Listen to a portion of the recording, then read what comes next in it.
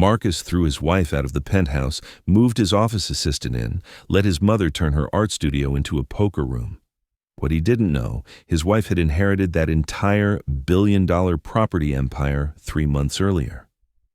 The day she returned with federal agents and a team of attorneys, the truth surfaced, and Marcus realized he'd publicly destroyed himself on camera for the whole world to see. If you've ever been stabbed in the back by someone you trusted with your whole heart, then this story will hit different. Stay until the very end because the revenge is sweeter than anything you can imagine. Don't forget to subscribe and smash that notification bell.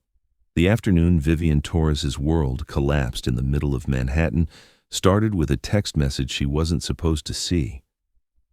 She was in the kitchen of their Fifth Avenue penthouse making lunch when Marcus's phone buzzed on the marble counter. The screen lit up with a message from Brooklyn office. "Baby, is she gone yet? I'm tired of waiting. I want to sleep in our bed tonight." Vivian's hands froze over the cutting board. Her heart slammed against her ribs so hard she thought it might break through. She picked up the phone with shaking fingers. No password. Marcus had removed it 2 weeks ago, said he trusted her completely. She scrolled up through the messages, hundreds of them, photos that made her stomach turn, plans made behind her back, conversations about her that ripped her soul apart. "She's so boring, Marcus. All she does is paint those stupid pictures nobody wants to buy." "I know, baby. Just give me a few more weeks. I'm building the case for why she needs to go. My lawyer says we need documentation." "Your mom is right. You deserve better. You deserve me." Vivian sat down on the kitchen floor, her back against the refrigerator, reading 3 months of betrayal. 3 months of lies while she'd been sleeping next to him every night. 3 months while she'd been telling him she loved him. The front door opened. Marcus walked in with his mother, Patricia, and a woman Vivian had met twice at company events. Brooklyn Hayes, his office assistant. 24 years old, blonde, wearing designer clothes that cost more than Vivian's monthly art supply budget. Marcus stopped when he saw Vivian on the floor with his phone. His face didn't show guilt, it showed annoyance. "Really, Vivian? You're going through my phone now. That's a new low, even for you." Vivian stood up slowly. "Who is she, Marcus?" Brooklyn smiled, actually smiled. "I'm his future, honey. You're his past." Patricia stepped forward, her Chanel perfume filling the kitchen. "It's about time we had this conversation. Vivian, you've been holding my son back for 5 years. He needs a partner who understands his world, someone sophisticated, someone who fits." "I'm his wife," Vivian said quietly. "A wife he settled for," Patricia shot back. "Do you know what people say at the club? They ask me why. My son married his housekeeper." "That's what you look like, Vivian." "Help." Marcus pulled out his wallet.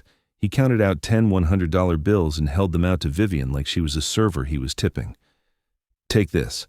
Get a hotel room for tonight. Tomorrow my lawyer will contact you about the separation. You'll get a small settlement. Nothing crazy, but enough to start over somewhere you can actually afford." Vivian stared at the money. "This is our home, Marcus."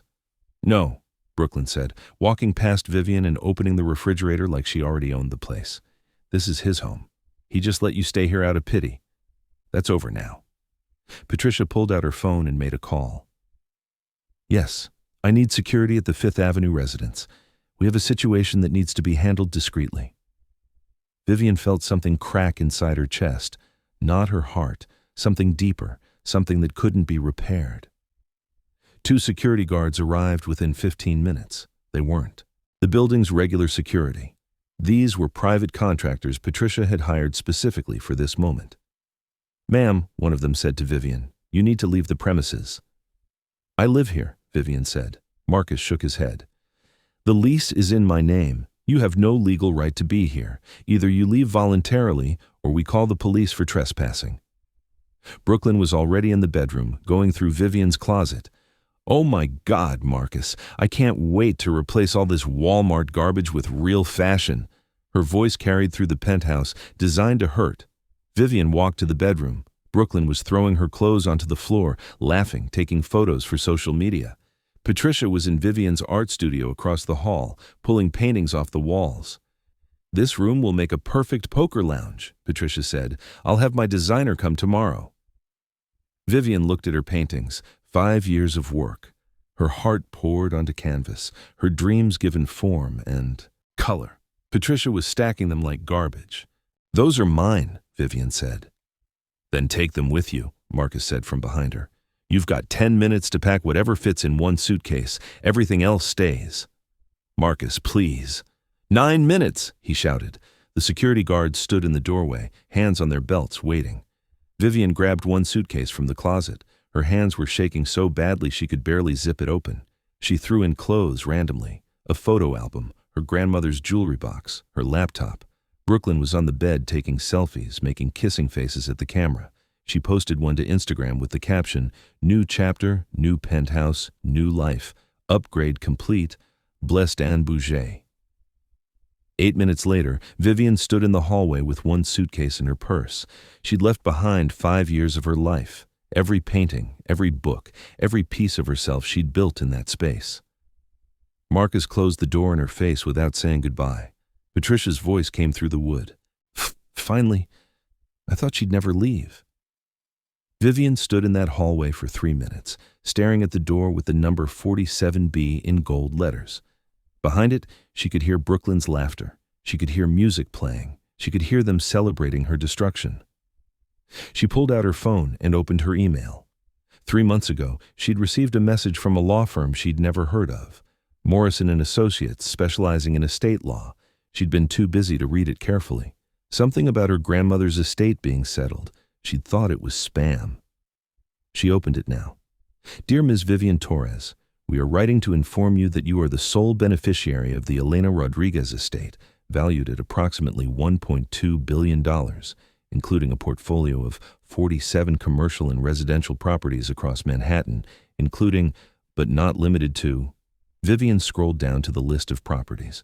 Her breath stopped. Third on the list, 5th Avenue Penthouse Complex. Building 7, Units 47A through 47F. Current market value, $85 million. She was standing outside her own building. The penthouse Marcus had just kicked her out of was hers. Had been hers for 3 months. The law firm had been trying to contact her, but she'd been so focused on saving her failing marriage that she'd ignored every email, every call, every certified letter. Vivian's hands stopped shaking. She pulled out another email dated 2 weeks ago, a follow-up from Morrison & Associates, marked urgent. "Ms. Torres, we must speak with you immediately regarding your inherited properties. Several are currently occupied under expired leases. We need your signature to proceed with legal evictions and property reclamation. Please contact us at your earliest convenience." Vivian sat down on the hallway floor, her back against the wall, and started reading. Every email, every document, every piece of the empire her grandmother had built and hidden from the world. Elena Rodriguez had come to America from Puerto Rico with nothing in 1952. She'd worked as a seamstress, saved every penny, and started buying properties during the 1970s recession when nobody wanted New York real estate. By the time she died at 93, she owned a significant chunk of Manhattan. She'd kept it secret, lived in a tiny rent-controlled apartment in the Bronx, donated to charity anonymously, wore clothes from thrift stores. Nobody knew she was worth over $1 billion, nobody except her lawyer, who'd been desperately trying to find her only living heir, Vivian. Vivian scrolled to the lawyer's direct number. Her finger hovered over the call button. Inside apartment 47B, Brooklyn's laughter echoed through the walls. Vivian pressed call. A woman answered on the second ring. "Morrison & Associates, Catherine Morrison speaking." "This is Vivian Torres," Vivian said quietly. "I think you've been trying to reach me." There was a pause. Then, "Ms. Torres. Oh my God. Yes, we've been trying to reach you for 3 months. Where are you right now?" "I'm sitting in the hallway outside one of my buildings," Vivian said. "The one on 5th Avenue." "Which one?" "All of them, apparently." Catherine Morrison's voice changed. It got sharper, more focused. "Ms. Torres, I need you to not move. I'm sending a car to pick you up right now. We have a lot to discuss and we need to move quickly. Someone has been occupying your properties illegally, and we need to handle this before it becomes a bigger problem." "I know who's occupying them," Vivian said. "Who?"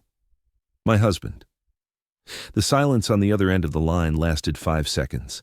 Then Catherine Morrison said 7 words that changed everything.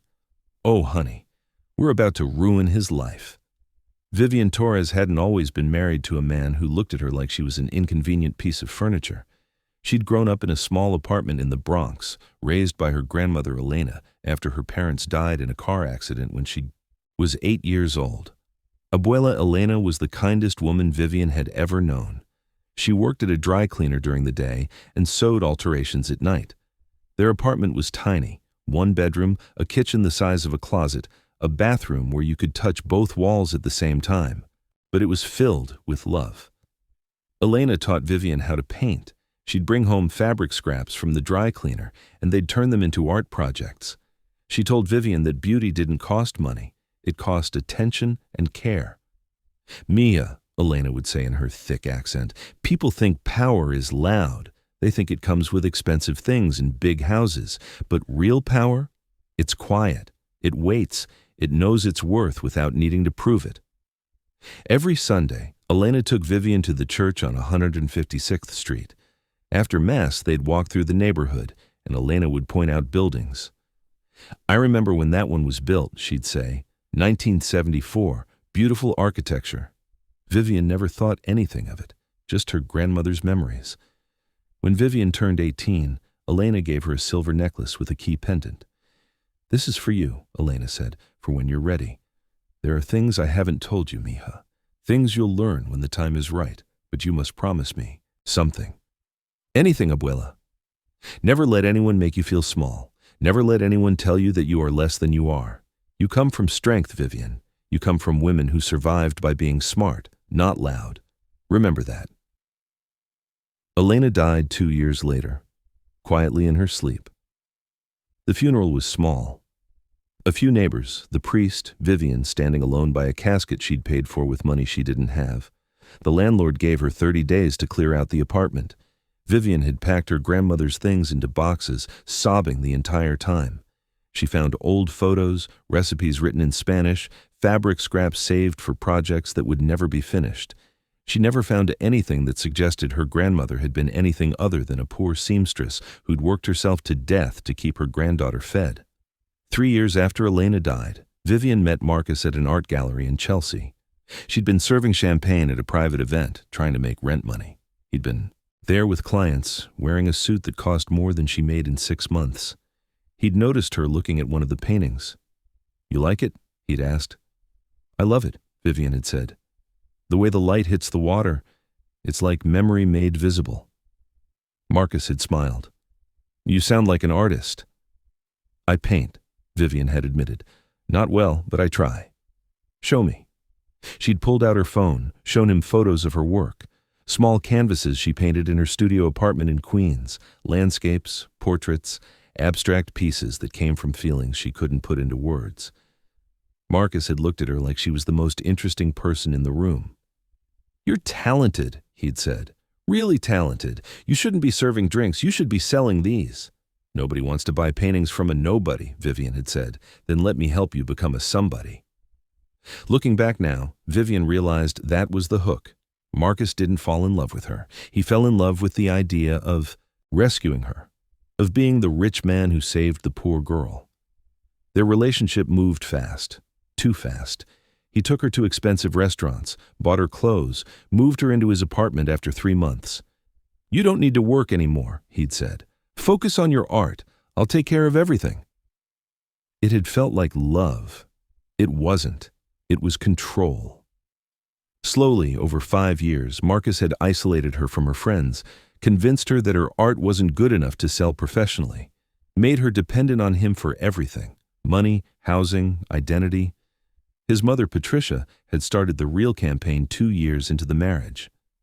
"She's not one of us, Marcus," Patricia would say over family dinners, like Vivian wasn't sitting right there. "Look at how she holds her fork. Look at how she dresses. She's a project, not a partner." Marcus would defend Vivian sometimes, but only sometimes, and never when it mattered.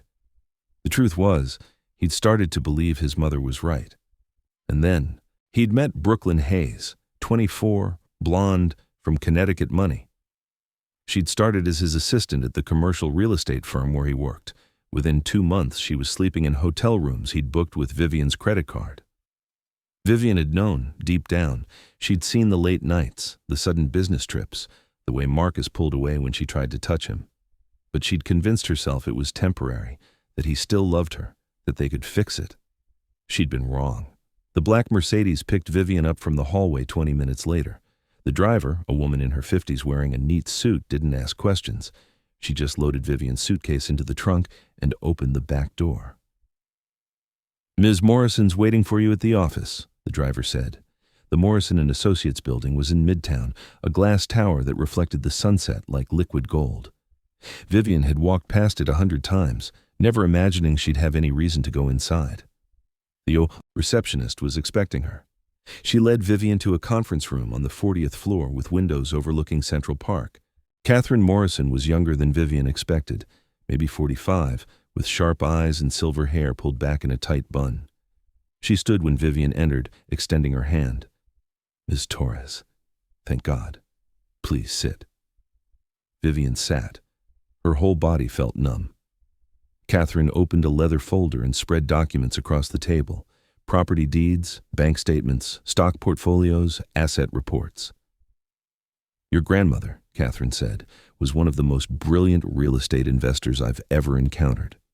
She started with one building in 1973. By the time she died, she owned 47 properties across Manhattan and significant holdings in 6 other states."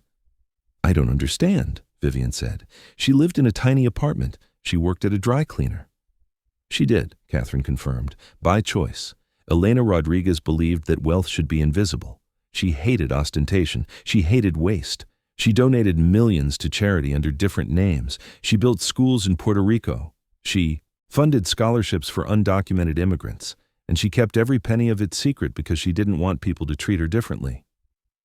Catherine pulled out a photograph. Elena at 30, standing in front of a building under construction, wearing a hard hat and holding blueprints. "She was a genius," Catherine said softly, "and she wanted you to have everything she'd built. But she had one condition." "What condition?" "That you only inherit it after you'd lived enough life to understand its value.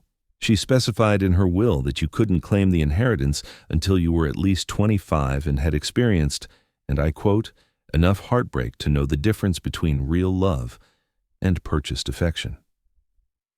Vivian's eyes filled with tears. "She knew," Vivian whispered. "She knew I'd marry someone like Marcus." "She suspected you might," Catherine said gently. "She grew up watching women trapped in marriages because they had no financial power.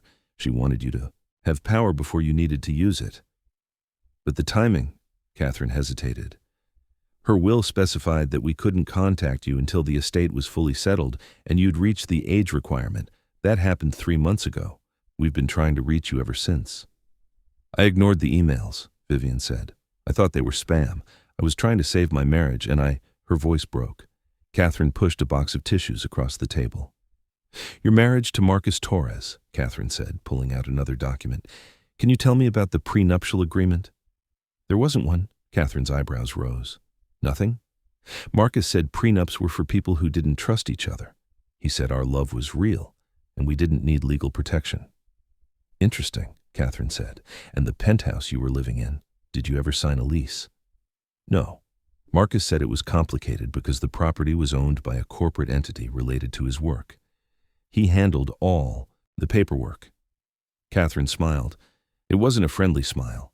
It was the smile of a lawyer who'd just found blood in the water. "Ms. Torres, would you like to know who actually owns that penthouse?" "Me," Vivian said quietly. "You. It's part of the Fifth Avenue complex your grandmother purchased in 1986. Marcus has been living in your property, rent-free, for 3 years. His company's lease expired 18 months ago, and nobody renewed it. He's been squatting in your home, and he just illegally evicted the legal owner." Vivian felt something cold settle in her stomach. Not anger, something clearer, something sharper. "What happens now?" she asked. Catherine leaned forward. "That depends on what you want. We can handle this quietly. Legal eviction, settlement, everybody moves on with their lives, or we can make this very, very public. We can show the world exactly what Marcus Torres did, We can make sure everyone knows he kicked his wife out of her own billion-dollar property empire while moving his mistress in.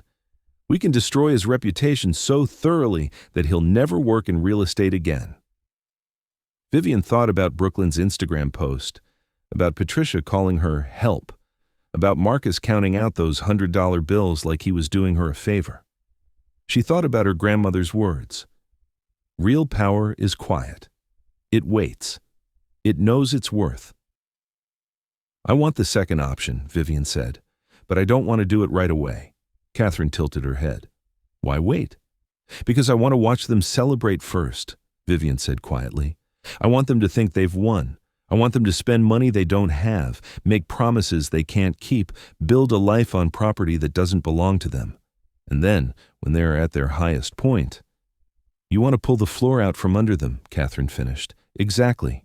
Catherine's smile widened. Ms. Torres, I think your grandmother would be very proud of you. How long do you want to, wait? Vivian thought about it. 3 months, the same amount of time they spent planning to destroy me. I want to give them exactly that much time to build their empire on sand.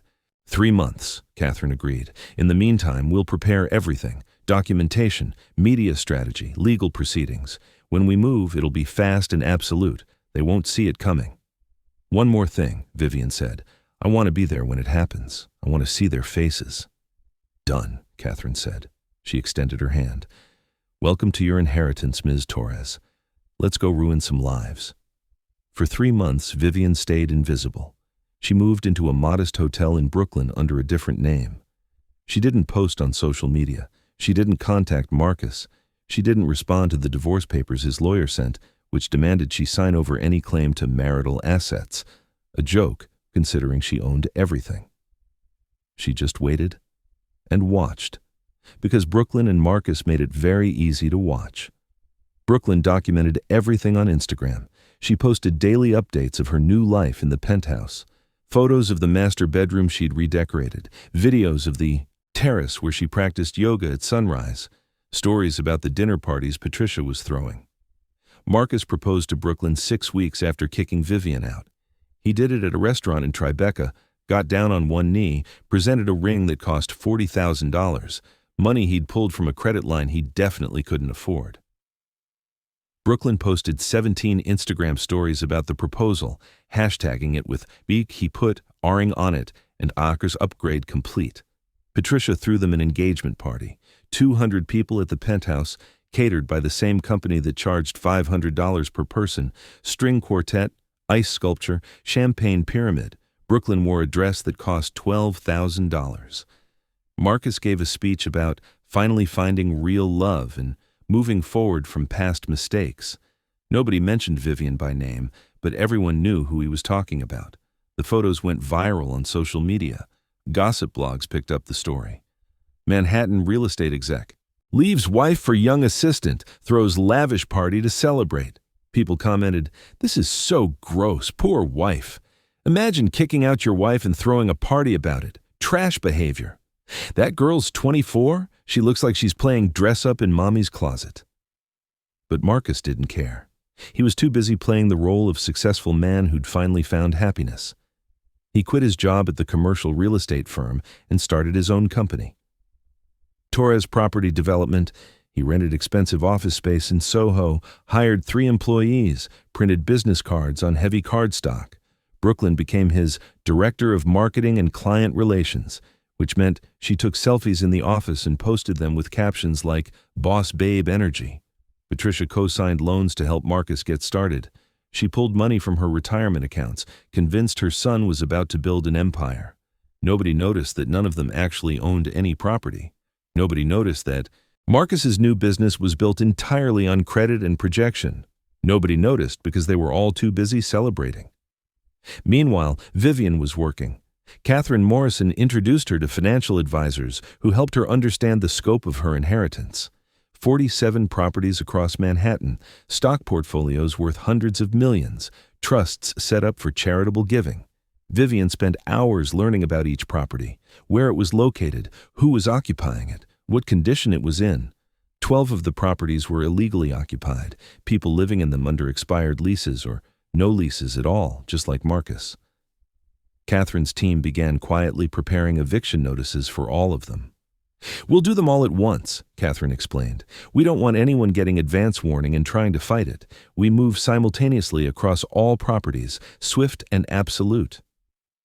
Vivian also started painting again, really painting for the first time in 5 years. She rented a small studio in Red Hook with floor-to-ceiling windows and northern light.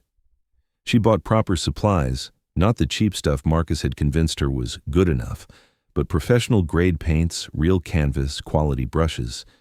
She painted her grandmother. She painted her old apartment in the Bronx. She painted the church on 156th Street. She painted her heartbreak. One afternoon, a gallery owner named Claudia Chen stopped by the studio. Catherine had suggested Vivian talk to her. Claudia looked at the paintings in silence for 10 minutes. Then she said, "These are extraordinary. How many do you have?" 17 finished, Vivian said. "Maybe 30 more in progress." "I want to show them," Claudia said. "I want to give you a solo exhibition 3 months from now. Can you be ready?" 3 months. The same timeline as Catherine's legal strategy. "Yes," Vivian said. "I can be ready." Claudia smiled. "Good. Because the art world is going to lose its mind over these." Marcus was in the kitchen of the penthouse making breakfast when Brooklyn came running in with her phone. Baby, look at this!" She shoved the phone in his face. An Instagram post from a major art magazine. Emerging artist alert. Vivian Torres's debut solo show sells out in 48 hours. Marcus felt his stomach drop. "Vivian?" he said. "My Vivian." "Your Vivian." Brooklyn's voice went sharp. "She's not yours anymore, Marcus. You threw her out, remember?" "I know, He scrolled through the article. Photos of Vivian's paintings, quotes from collectors calling her the find of the decade. Mentions of pieces selling for 6 figures. "How is she selling paintings?" Marcus said. "She's not talented enough for this. I told her 100 times her work wasn't professional quality." Brooklyn snatched the phone back. "Well, apparently you were wrong. She's literally famous now. Look at the comments. Everyone's talking about her." Patricia walked into the kitchen, already dressed for her morning Pilates class. "What's all the shouting about?" "Vivian's an artist now," Brooklyn said, sarcastically. "A successful one. Isn't that hilarious?" Patricia's face hardened. "That's impossible. The girl had no talent. Marcus, you told me she was painting garbage." "She was," Marcus insisted, but doubt was creeping into his voice.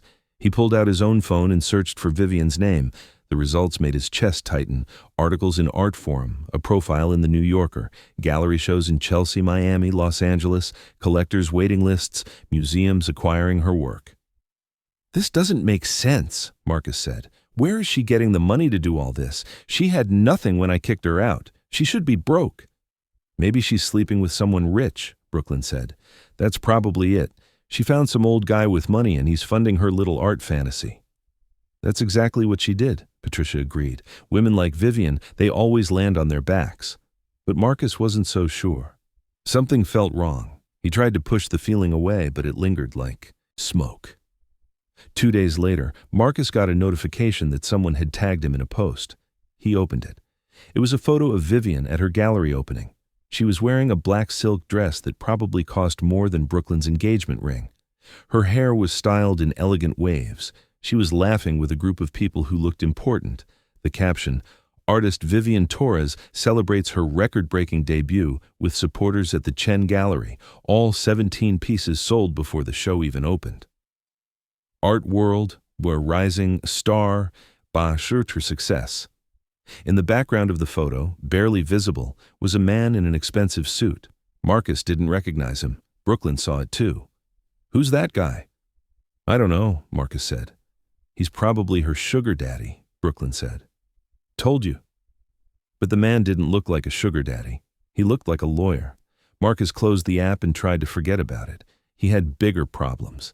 His new company, Torres Property Development, wasn't getting traction. He'd sent proposals to 20 potential clients, gotten 0 responses.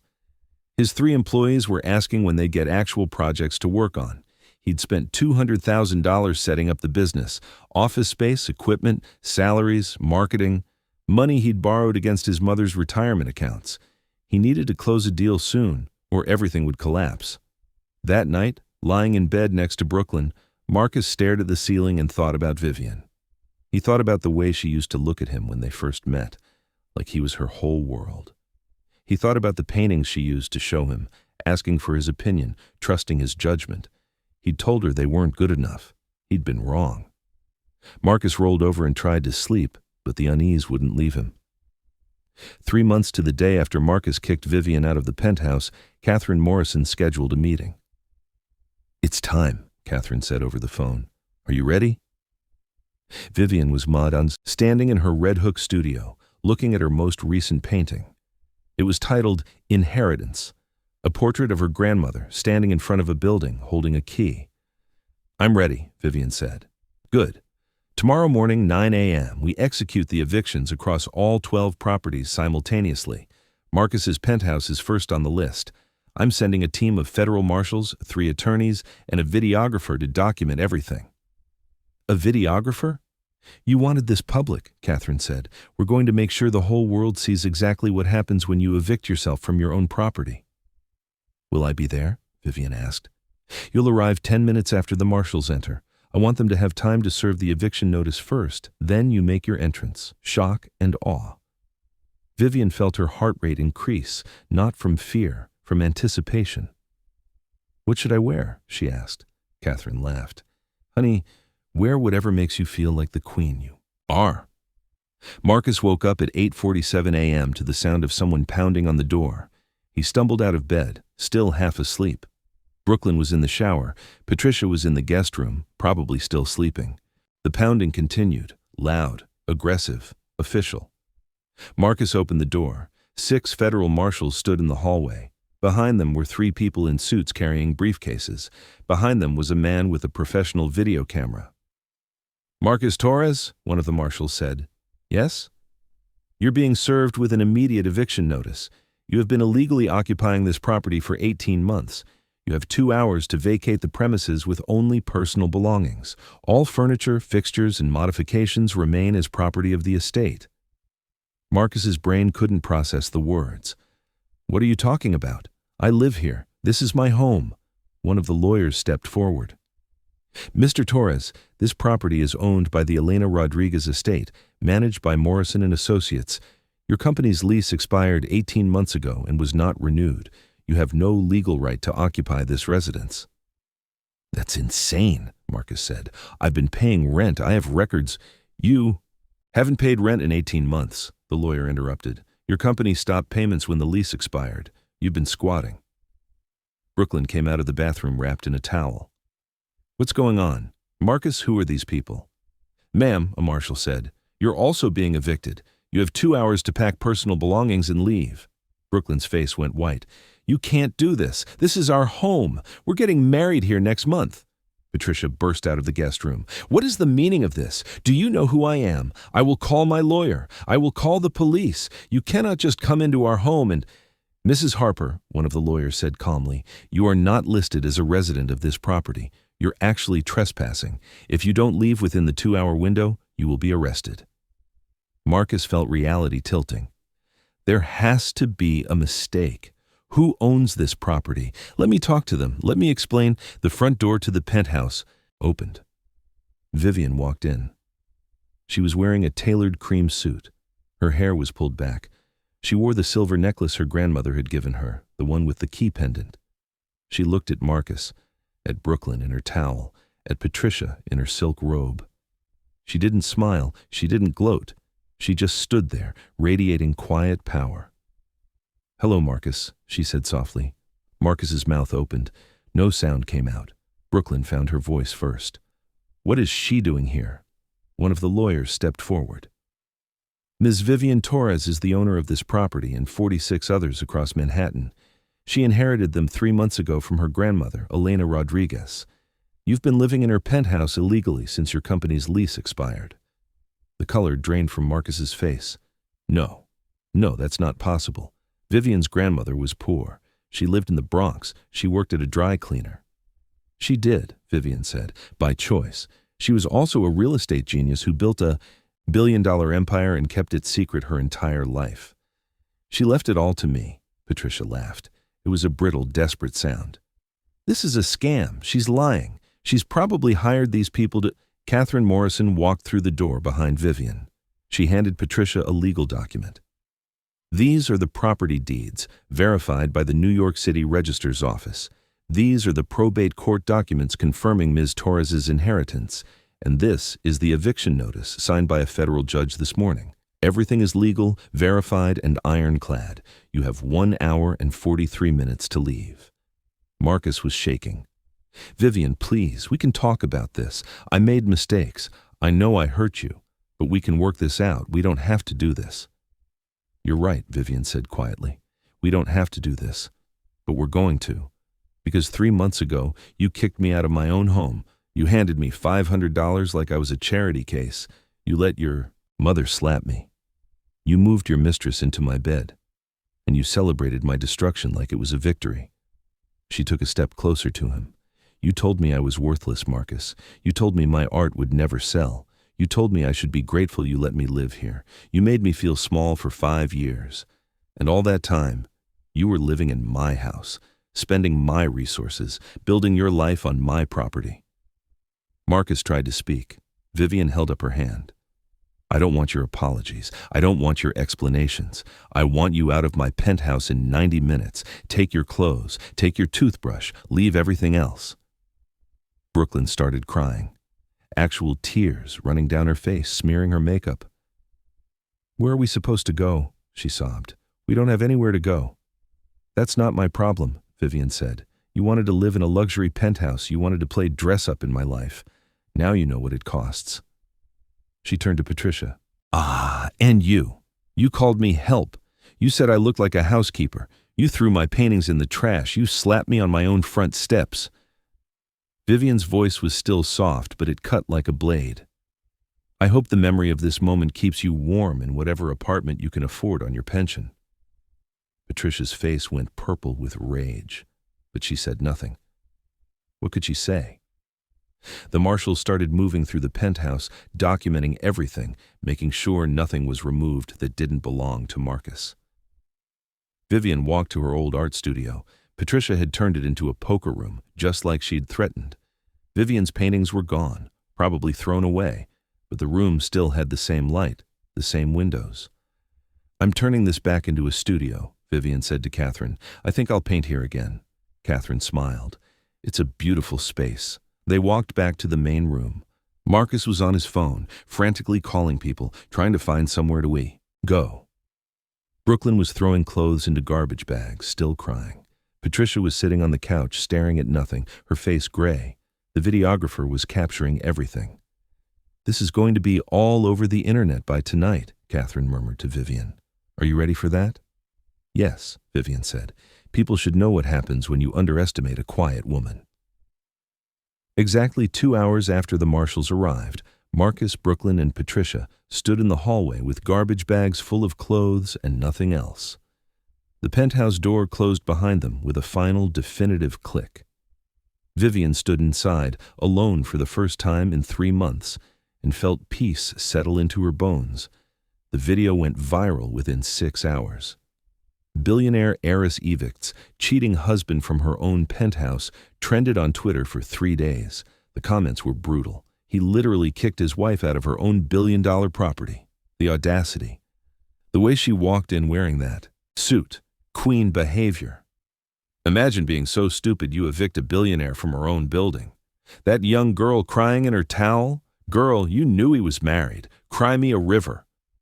The mom was there? The mom helped kick her out? And it was her property? I'm deceased. News outlets picked up the story. Business Insider, Forbes, The New York Times. The Quiet Heiress, how Vivian Torres inherited a billion-dollar empire and used it to destroy her cheating husband. Marcus's new company, Torres Property Development, collapsed within a week. His 3 employees quit. His clients canceled meetings. His investors pulled funding. Nobody wanted to work with the man who'd publicly humiliated himself on camera. Brooklyn moved back to Connecticut with her parents. She deleted all her Instagram posts about the penthouse, but the internet never forgets. Screenshots circulated forever. She tried to get Marcus to pay child support for the baby. His lawyer sent back a response. My client has no Assets and no income. File your claim with someone who can actually pay. Patricia lost her country club membership. Her friends stopped calling. She had to sell her condo and move into a one-bedroom apartment in Queens. She tried to call Vivian once, left a voicemail apologizing, saying she'd been wrong, asking if they could talk. Vivian's lawyer sent a cease and desist letter. Marcus ended up working as a property manager for a building in Brooklyn, minimum wage. He lived in a studio apartment with a broken heater and roaches in the kitchen. One day, he walked past the Chen Gallery and saw a poster for Vivian's latest exhibition. Inheritance, paintings by Vivian Torres, works exploring family, loss, and reclaimed power. He stood outside for 20 minutes staring at the poster before walking away. He never contacted Vivian again. 6 months after the eviction, Vivian stood in her grandmother's old apartment in the Bronx. She'd kept it exactly as it was, the same furniture, the same curtains, the same photographs on the walls. She'd turned it into a foundation headquarters. The Elena Rodriguez Foundation for Women in the Arts. It provided grants to young women from low-income backgrounds who wanted to pursue painting, sculpture, writing, any creative field where talent was often buried under poverty. Vivian sat in her grandmother's old armchair and looked out the window at the street where she'd grown up. She thought about everything that had happened, the humiliation, the betrayal, the secret inheritance, the revenge. She thought about Marcus, who'd thrown away a woman worth $1 billion because he thought she was worthless. She thought about Brooklyn, who'd thought she was winning when she was actually building her life on sand. She thought about Patricia, who'd thought class came from money instead of character. And she thought about her grandmother, who'd lived her whole life in this tiny apartment while secretly owning half of Manhattan, who'd built an empire in silence, who'd known that real power didn't need to announce itself. Vivian's phone buzzed, a text from Catherine Morrison. 3 more properties sold, proceeds going to the foundation as requested. Your grandmother would be so proud. Vivian smiled. She wasn't angry anymore. She wasn't hurt. She was just free. Free to paint, free to build, free to help other women the way her grandmother had helped her. She stood up and walked to the window. The sun was setting over the Bronx, painting the sky in shades of orange and gold.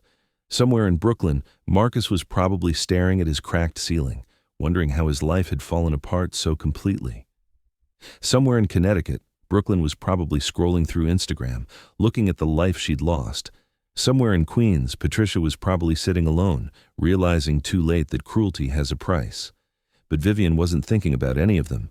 She was thinking about her next painting. She was thinking about the 20 young women who'd just received grants from the foundation. She was thinking about her grandmother's words, "Never let anyone make you feel small." And she was thinking about how sometimes the best revenge isn't destruction.